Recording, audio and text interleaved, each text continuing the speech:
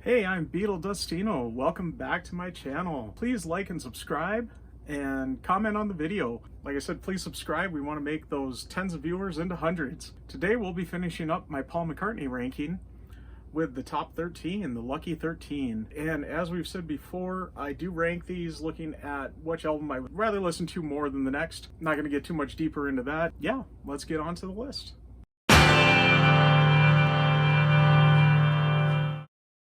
And coming in at number 13, the April 26, 1982 release of Tug of War. What an album this is. I really enjoy every time I listen to this. Of course, you got Take It Away, Here Today. What a beautiful tribute to John. I always have fun with ballroom dancing. I know I've already mentioned Wonderlust a couple of times, so I think you know I love Wonderlust without me getting too much into it there. Obviously, the duets with Stevie Wonder, What's That You're Doing, and Ebony and Ivory. Fun album top to bottom. I've really enjoyed getting to listen to it. I'm really enjoyed getting to know it. I think it's ranking in about the right spot. Number 13, Tug of War. And coming in at number 12, the April 30th of 1973 release of Rose Speedway. What a fun album this is. I know it's not considered one of his best Wings albums, but I really do enjoy it. Again, there isn't any of these albums I don't enjoy. Of course, Big Barn Bed, My Love. Oh, what a great song there too. One of my absolute favorites, Little Lamb Dragonfly. Just the way that the dynamics on that song go with his vocals there, just so cool. The medley at the end too is really cool. Always had a fun time listening to this album. There it is, number 12, Rose Speedway. And at number 11, the June 4th of 2007 release of Memory Almost Full. Another one I recently listened to, I listened to this one and Chaos and Creation in the Backyard. I did listen to Memory Almost Full first. Obviously, Memory Almost Full really benefited from that recent listen, where Chaos and Creation, I think, kind of fell down. What a fun album. Of course, some highlights from it are Dance Tonight. I know it's a simple song, but it's fun. Just the simplicity of it. It does make me want to get up and dance, and I'm not much of a dancer. Of course, Ever Present Past. Only Mama Knows. House of Wax and The End of the End. Both great songs too. I know, like I said, a little more depressing like Chaos and Creation, but such good songs. They really stick out in my head from listening to it recently. The only real negative on this would be Gratitude. I know Andrew Dixon has commented on how he doesn't like it either. And yeah, it sticks out like a sore thumb on here. There's just something about it that just doesn't do it for me. Anyways, there's number 11, Memory Almost Full. And coming in at number 10, the October 11th, 2013 album, New. So this album, I've really enjoyed it. I was shocked it got as high as it did on this list, and it is the beginning of my top 10. I'd like to listen to this album the most. I know it's kind of on deck in my head for the next one to listen to in the car, so it'll definitely be getting played here next. I did get to see Paul right at the time this album was released, so of course he was playing these songs at the concert. I even feel like he called me out for going to the bathroom while playing them. I did happen to have to go to the bathroom at that time, and I really didn't want to, because I'm like, well, he's only going to play these on this one tour probably, so I should probably sit and enjoy them. But I just had to go, and I'm like, well, I don't want to miss a Beatles song or one of the Wings songs or something. And he literally called out people that were going to the bathroom. I know it wasn't just me, but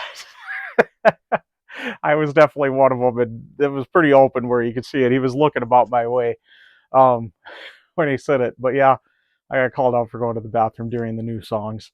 But anyways, yeah, of course, Save Us, Alligator is another top one, Queenie Eye, and Everybody Out There. That's a great one. I believe that was actually playing while I was in the bathroom. I could hear it from the bathroom, but yeah, I couldn't see him playing, but I soon remember that was what was playing. Number 10, New. And at number 9, the March 31st of 1978 release, London Town. Yeah, another one that I know is everybody's anxiously awaiting that archive release. I think it's coming soon. I hope it's coming soon. I'm really looking forward to it. And this album, I really enjoyed since I've got listening to it. I know, again, it's another kind of one of those controversial ones. I think you either love it or hate it. I really love it. And looking at this track listing of what I jotted down as kind of my highlights off of it, I'm surprised it didn't rank higher. As a matter of fact, the next album coming up, I'm kind of surprised I didn't flip-flop it with it, because it seems like I got more off of this that I love than off the other one. But for some reason, I'd rather put the other one on over it. So I guess that's how it happened. But yeah, I'm Carrying, Girlfriend, I've Had Enough, With a Little Luck, and Morris Moose and the Grey Goose. I mean, and I apologize for looking at my notes while doing this. Yeah, there's London Town. Get that archive release out, please. Number 9, London Town. And at number 8, the one that I said could easily flip-flop between number 9 and this one. And it seems like they go hand in hand, too, being that they are kind of released back-to-back. The June 8th, 1979 release of Back to the Egg. And of course, I'm going to mention the archive release, so it needs to come. And of course, this is everybody's rumor saying this is the next one coming out. And I believe that's pretty strong rumor. The evidence is laid out there, and I think the evidence is probably pointing to the right direction here. I think this is going to be the next archive release, and let's hope so. I really want to dig into it some more. But yeah, of course, some highlights off of this is Old Siam Sir, Arrow Through Me. What a great song. I know that's part of what probably is motivating this archive release coming up next, because Paul, I guess, really recently got into it too. But yeah, Arrow Through Me is just a great song. And then the Rockestra theme. How fun was that with all those other famous musicians getting together and just jamming with Paul, putting together this great thing. I wish that it was a little longer. But yeah, there's number 8, Back to the Egg. And in my recent McCartney 1, 2, 3 unboxing, I did mention when I do my Paul McCartney ranking, you're going to see these ranked pretty high. And yeah, they're all within the top 10. But anyways, the first of them, obviously you know it's one of those 3. First one will be the May 16th, 1980 release, coming in at number 7, McCartney 2. Yeah, I know. I'd heard a lot of controversy on this album. I got listening to Paul's stuff fairly recently. I know, don't give me too much crap on that. Um, I just was always so focused just on the Beatles. I listened to some of the highlights of their solo careers, but not until recently did I really get listening to their solo stuff. Paul's has really caught me, and this was an album I think that really caught me in. I know I was listening to the Beatles radio one day, Sirius XM, and they played Temporary Secretary, and it just blew my mind. Absolutely blew my mind. And I said, why have I not been listening to their solo stuff when stuff like this is sitting out there? I think that's what really got me going on the solo stuff. I just love the experimentalness of this. Coming Up, though, off of it, one of my absolute favorite songs. I've loved that even before it was one of the few solo ones that I knew and really enjoyed before that. Of course, us here in the US, we got the single of it was the live version. We never hear even today, it seems like they don't play the album version much, the UK single version. I absolutely love the album version, though. I do love the live version, too, but yeah, that album version is just great. Like I said, Temporary Secretary just blew my mind. Another one that I really like is Dark Room. Of course, when McCartney 3 came out, I had my friends over a couple of times. We were playing some games and stuff and just putting on some music. I was playing McCartney 3. My one buddy was really kind of criticizing it. He is a musician. He is a singer in that. He's got a right to criticize. He's not into pop music and stuff, but I could see where he's coming from maybe on his end. I put on McCartney 2, though, and all of them perked up and went, wow, now this is good. So there's a little testament to McCartney 2 there. But anyways, there's McCartney 2 at number 7. And I can't believe how close these two ranked together. But like I said, they ranked pretty high. At number 6, we've got the December 18th, 2020 release, Made in Rockdown, McCartney 3. Yeah, I've just really loved this album since it came out. I feel like it was a great gift from Rockdown from Paul. Yeah, it was just a kind of a surprise. I remember how forward I was looking to it once the announcement came. It really did lift me up out of that depression I know we were all in during that time. Yeah, this album is always going to mean something to me. And I know there's all the joke about all the different releases, all the different colored variations. And, I think it's smart that they do that. I mean, yeah, it's kind of cheating getting but if this is how the charts are going to rank and everything, great, more power to them. And the fans like us, we're going to buy it. Of course we are. We shouldn't complain, buying it. It's not like he's forcing us to do it. I think it was fun, chasing down as many colored versions as I could. I think I've got 3 or 4. I do got the standard black vinyl too. I believe the one I showed you was a standard black vinyl. The opener was just great, Long-Tailed Winter Bird, then reprising it at the end there with Winter Bird and When Winter Comes. When Winter Comes, I was talking about my buddy criticizing McCartney 3 when I was talking about McCartney 2. He really gave that song flack. I don't know why. I said, well, you got to know Paul. That is so Paul. And yeah, it was kind of out of time with the rest of the album, but I'm glad that he was able to get it released somewhere. But yeah, I feel like it fits in with Mother Nature's Son and Heart of the Country, other songs like that. So to me, it doesn't seem out of place. And I suppose to a lot of Paul McCartney fans, it doesn't either. I just feel like this is a record you just put on and you just sit and chill. Like I said, turn the lights down low, light up the lava lamp, the incense, and just sit and chill. Number 6, McCartney 3. Coming in at number 5, the May 27th of 1975 release of Venus and Mars. This has been an album I've always enjoyed since I got listening to it. Great opening with Venus and Mars rock show. So much fun. Glad he could use that Into the Wings Over America album and tour there. I wish that he'd still use it though. I mean, what a great way to open up a rock show. I mean, obviously, the nerd in me absolutely loves Magneto and Titanium Man. Another great song I really like on there is Letting Go. And then, of course, some of the other Wings members did get a couple of songs on here. I know one of the highlights is Medicine Jar. I really think this album, I was kind of shocked when I got done with the list and it was number 5, but not really. I do really like this album. So yeah, there we go. Number 5, Venus and Mars. And coming in at number 4, and not shocked that it ranked as high, the May 5th, 1997 release of Flaming Pie.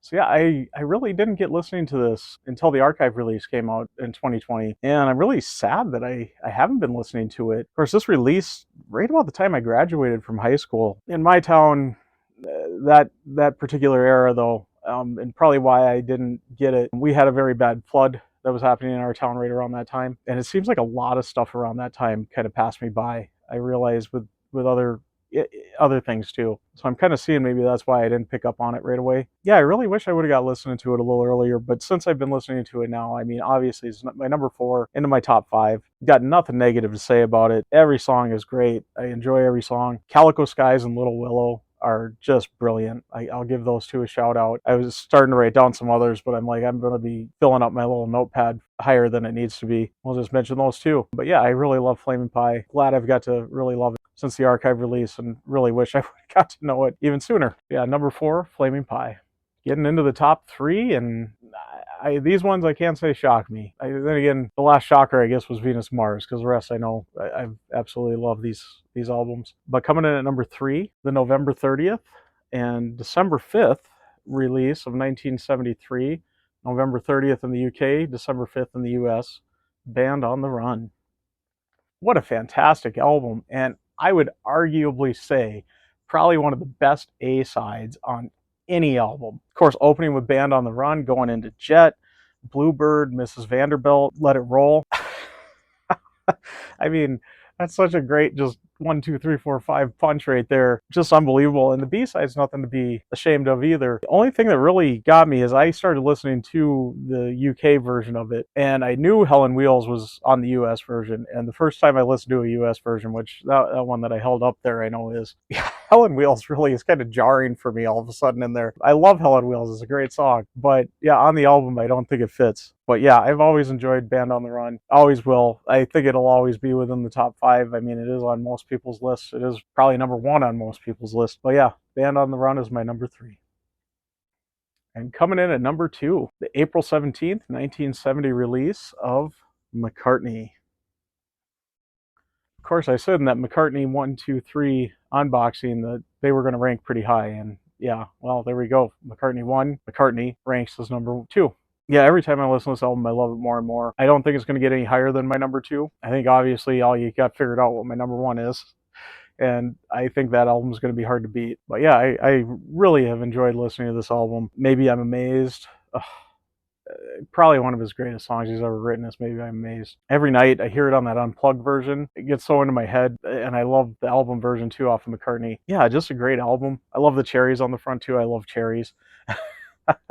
So that always is fun too. There's my number 2, McCartney. And like I said, I'm sure you've got it figured out. The number 1, the May 17th, 1971 release of Ram. Of course, credited to Paul and Linda McCartney. Yeah, I love this album. I've loved it from the first time I heard it. I remember the first time I listened to it through, and I got done, and I was just like, I just wanted more, and I had to play it again. I realized there was something special there almost immediately. And I know I've heard, kind of mixed reviews on this album. Shocks me. I mean, a lot of Paul's albums are that way, though, when I think about it. It's kind of either love it or hate it. And Ram, I don't see why. Recent reviews have really been a lot more friendly to it. And I really feel bad about that because it's a fantastic album. Absolutely fantastic. And I don't need to go through everything. Obviously, Uncle Albert, Admiral Halsey, great, great tune. Smile Away.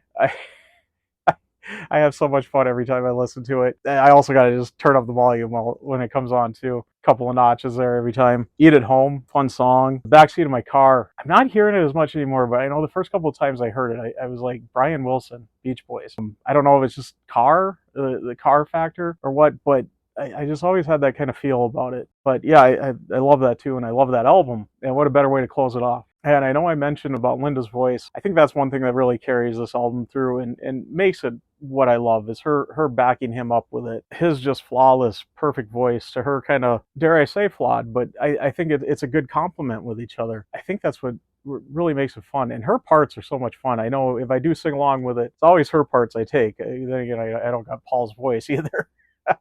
Hers are so much more fun to sing. So there we go. There's my number one, Ram. I do want to say thank you for sticking through. Thanks for checking out the video. Please like and comment and subscribe. And yeah, I got a couple more Paul McCartney videos coming up here, so stay tuned. But anyways, I'll be Beetle Destino checking out.